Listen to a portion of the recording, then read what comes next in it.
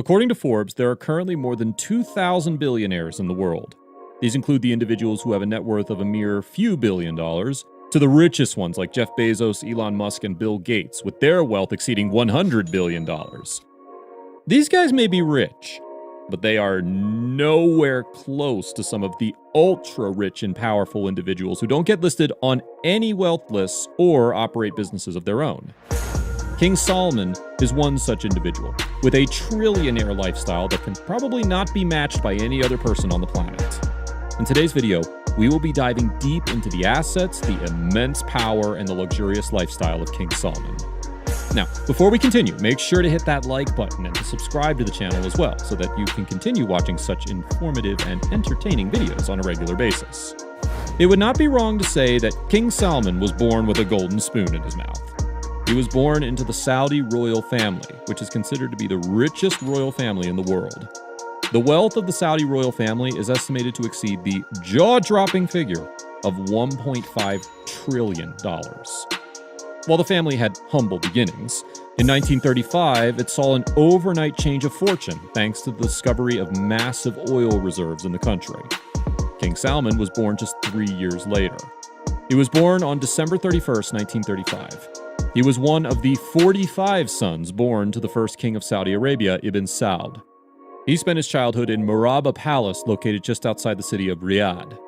The beautifully designed two-story palace had 32 rooms, many servant quarters, and green courtyards. It was also one of the only few places in Saudi Arabia to have electricity and telephones. King Solomon's father created a school just for the members of the royal family. It was known as the Prince's School. King Solomon got his schooling from this school alongside his siblings and other members of the royal family. King Solomon mostly focused on religion and modern science during his studies. When you are a part of one of the most influential families in the world, having an entire oil-rich country to run, you don't really need to apply for jobs. You can pretty much get started by governing one of the cities. This was the case with King Solomon.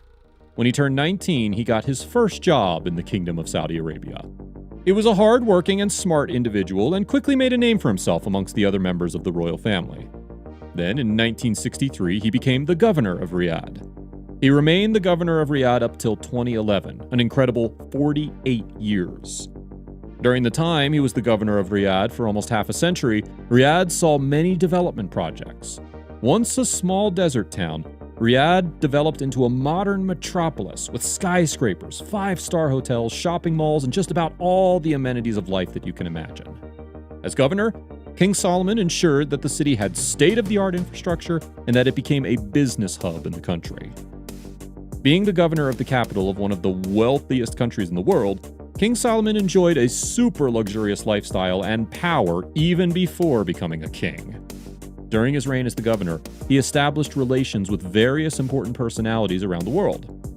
Finally, after serving as the governor of Riyadh, he left the post only to become the second deputy prime minister and the minister of defense of Saudi Arabia. He was appointed the crown prince on June 12, 2012, and he finally became the king of Saudi Arabia on January 23, 2015. Now, obviously, being the king of Saudi Arabia means that you're at the helm of affairs of one of the richest countries in the world, and you have quite a few responsibilities to take care of. But it comes with its own set of perks and privileges. The king of Saudi Arabia enjoys almost absolute control over the royal family and the country.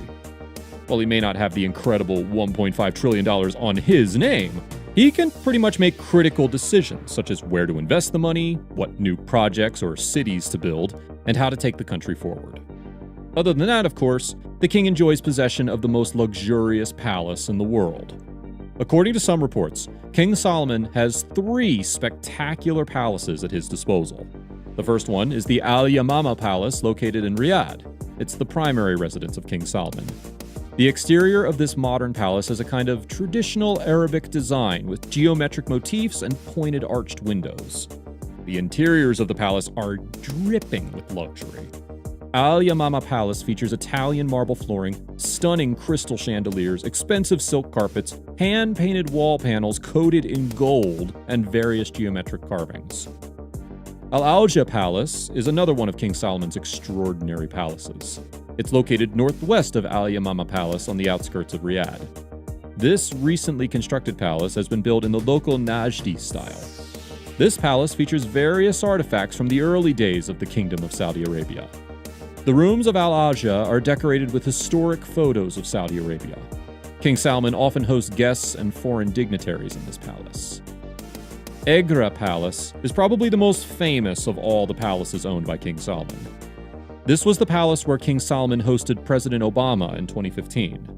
Like the other palaces, this Agra Palace also features imported marble flooring, silk carpets, and various luxurious artifacts.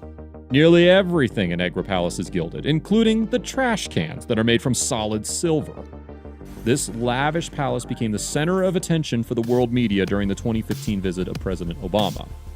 While the media was in awe of the overall build and luxury of the palace, one thing that really stood out was the solid gold tissue holder placed in between the gold chairs that President Obama and King Salman were sitting on.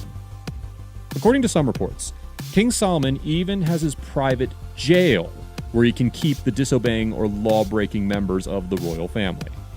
He also owns a luxury yacht that is mostly parked in Marbella in Spain. It's considered to be the favorite vacation spot of many of the members of the Saudi royal family.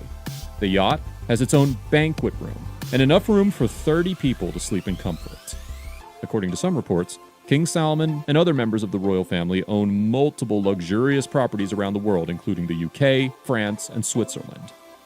King Salman's son, Mohammed bin Salman, who's the crown prince of Saudi Arabia, has gone way ahead of his father in spending lavishly. Prince Salman bought the world's second most expensive home in Versailles, France, back in 2015. The mansion, with 5 acres of lush gardens, cost him $301 million. Prince Mohammed bin Salman, also known as MBS, also owns the world's most expensive yacht. Known as Serene, this super luxurious yacht cost him $500 million, and it was previously rented by Bill Gates, who was reportedly paying $5 million a week. Other than that, Prince Salman is also known for some other extraordinary purchases, such as a Leonardo da Vinci painting that he bought for $450 million. Being the King of Saudi Arabia, King Salman has state-of-the-art health facilities at his disposal. He also has thousands of servants serving him and his family members. And as you would expect, he has a security detail worthy of a king. With all this incredible wealth, power, and authority, King Salman enjoys a lifestyle that is hard to imagine for the ordinary folks, and even for many of the millionaires and billionaires. What do you think about the luxurious lifestyle of King Salman? You can let us know by leaving a comment below. Also, make sure to subscribe to the channel and to press the bell icon as well so that you can continue watching such informative and entertaining videos regularly.